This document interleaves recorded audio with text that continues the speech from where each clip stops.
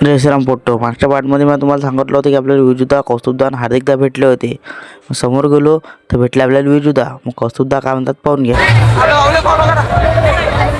मग त्याला भेटून आलो समोर, तर हा पोट्टा बा इकडे किती भयानक आकाळा करून राहिला.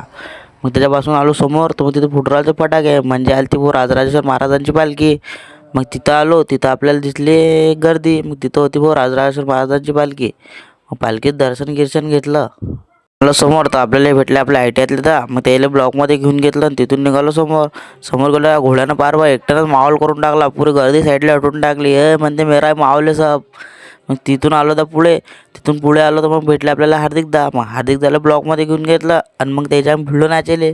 मग तिथून निघालो पुढे बाजूला आला तर हा बँड टाकत ना. मग काय बँड वाजला तर मग तर नाचच लागते. मग काय भिडलो नाचायला ताकद ना. मग काय नाचलो गिचलो ताकद ना उठायचं का. आणि तिथून निघालो पुढे.